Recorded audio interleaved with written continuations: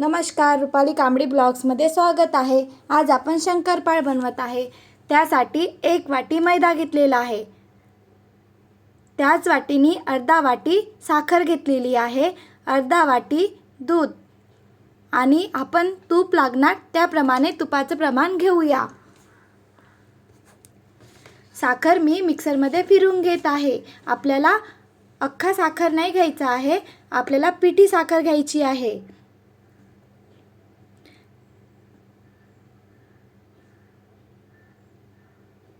बघा, साखर मी मिक्सरमध्ये फिरवून घेतलेली आहे। तसे आपण शंकरपाळ बनवताना साखरचे प्रमाण कमी जास्त करू शकतो। इथे मी एक पातेलं घेतलेलं आहे, त्यामध्ये दूध टाकत आहे। दुधामध्ये आपण पिठी साखर टाकूया।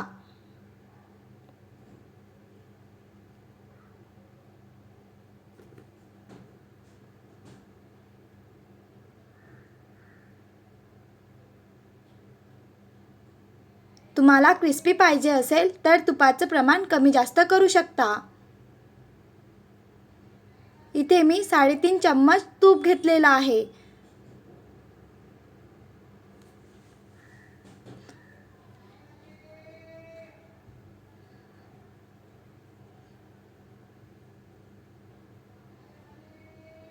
साखर विरघळतपर्यंत आपल्याला मिक्स करून घ्यायचं आहे।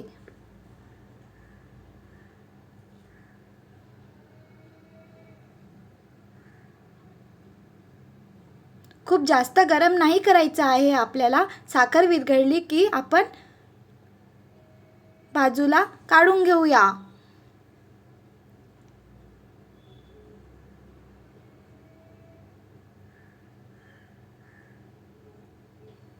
तूप आणि साखरचे प्रमाण कमी जास्त करू शकता।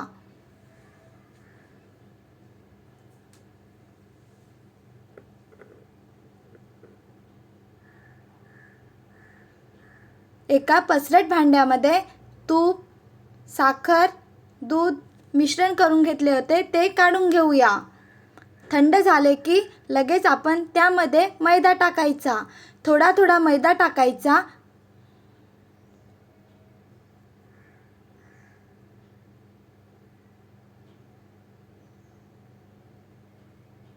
बघा, मैदा थोडा थोडा टाकायचा आणि मिश्रणमध्ये मिक्स करून घ्यायचं।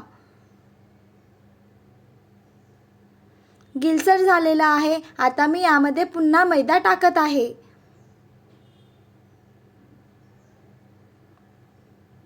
बघा, पाऊण वाटी मैदा घेतलेला होता, कमी झालेला, गिलसर झालेले होते म्हणून मी पुन्हा मैदा घेतलेला आहे।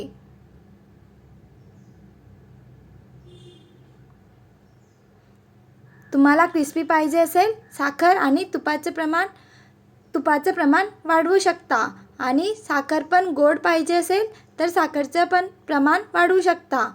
पिठी साखर घ्यायची। मी 2 पाऊण वाटी मैदा घेतलेला आहे।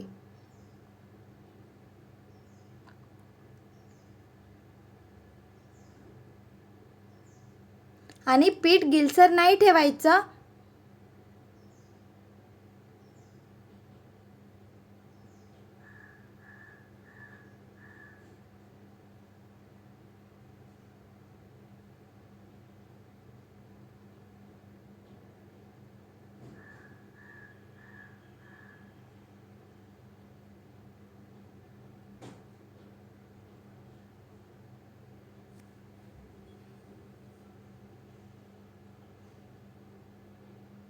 तेल गरम होण्याकरिता ठेवलेलं आहे।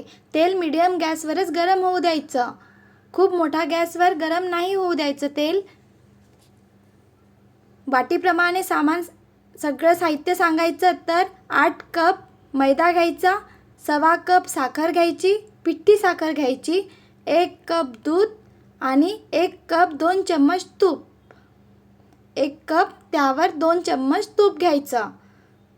हे झालेलं आहे वाटीचं प्रमाण। साखर किंवा तुपाचं प्रमाण तुम्ही कमी जास्त करू शकता। बघा, म्हणजे मला पाऊण कप, अर्धा कप साखर, पाऊण कप दूध, पाऊण कप तूप यामध्ये मला 2 पाऊण वाटी मैदा लागलेला आहे. याप्रमाणे शंकरपाळ्याचं पीठ मळून घ्यायचं.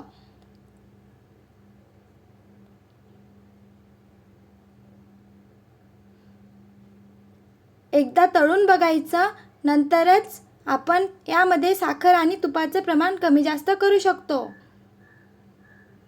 कारण तुम्हाला एकदम विरघळणारी पाहिजे असेल तर तूप आणि साखरेचं प्रमाण कमी जास्त करायचं.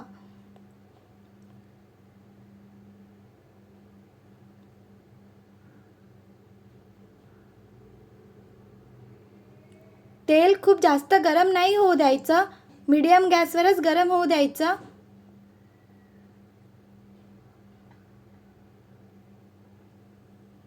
एकदा तळून बघायचं, थोडेच शंकरपाळ बनवून एकदा तळून बघायचं की शंकरपाळ छान बनत आहे का.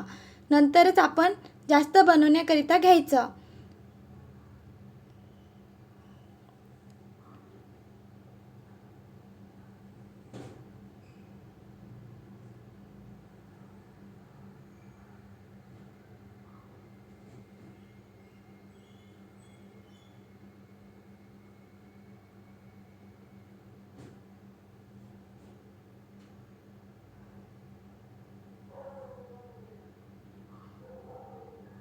शंकरपाळ्याचा आकार लहान मोठा करू शकता.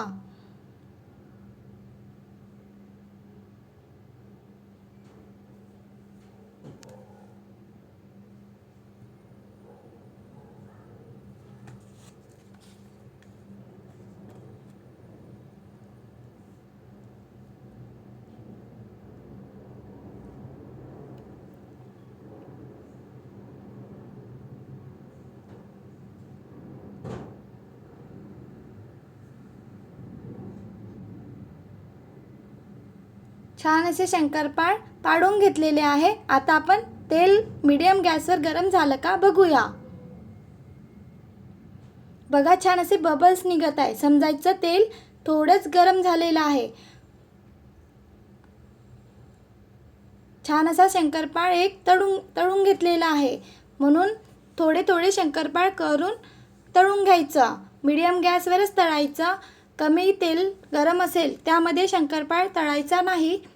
1 मिनिट शंकरपाळ टाकल्यानंतर छान होऊ द्यायचं. तेव्हा चम्मचनी फिरवत राहायचं, म्हणजे शंकरपाळ छान शिजून येतात. मी सांगत आहे, तुम्हाला विरघळणारी पाहिजे असेल तर तुम्ही तुपाचे प्रमाण कमी जास्त करू शकता.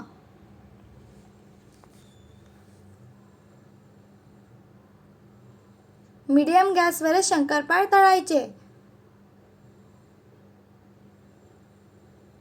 तेल गरम नसेल तर शंकरपाळ तळले तर तेलामध्ये विरघळून जाणार.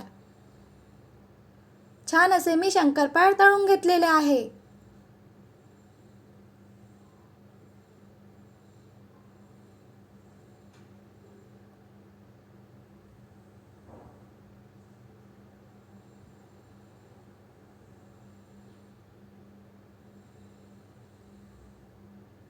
तुम्हाला यापेक्षा विरघळणारी, तोंडामध्ये टाकली की विरघळणारी या प्रकारे पाहिजे असेल तर तुपाचं प्रमाण वाढवायचं.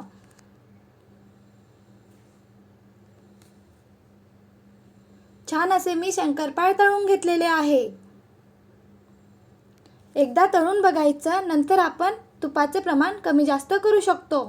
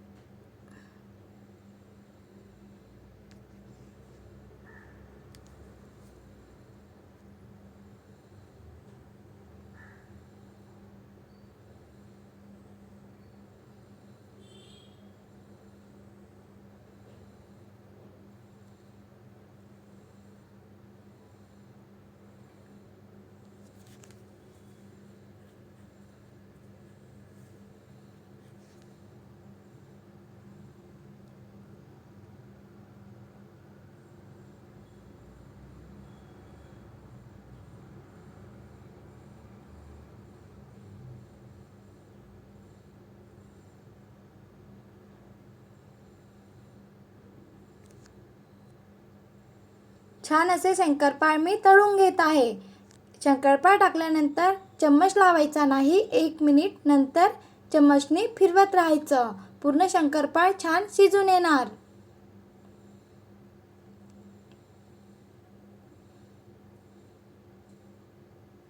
तेल कमी गरम असेल तर शंकरपाळ टाकले तर विरघळणार.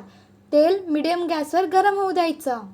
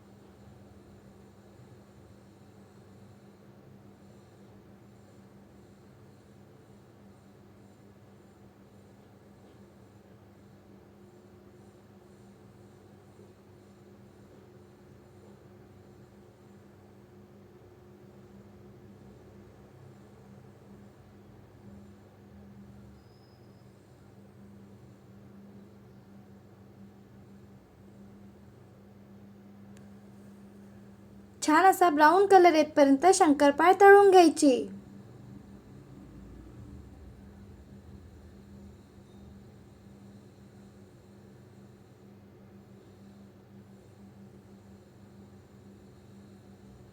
बघा छान असा ब्राऊन कलर आलेला आहे.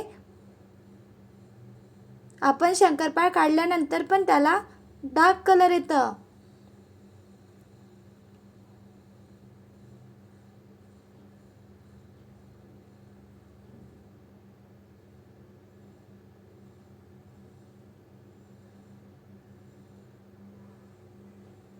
छान असे मी शंकरपाळ तळून घेतलेली आहे.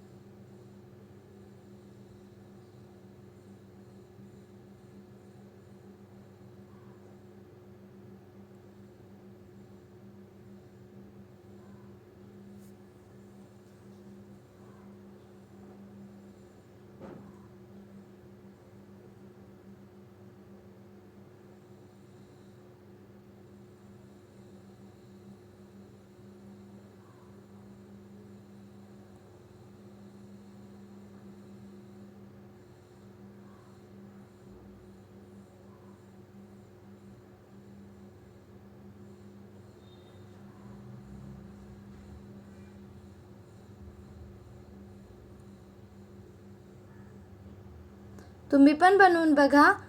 व्हिडिओ आवडला असेल तर प्लीज लाईक, शेअर, सबस्क्राईब. खूप सोपी आहे बनवायला.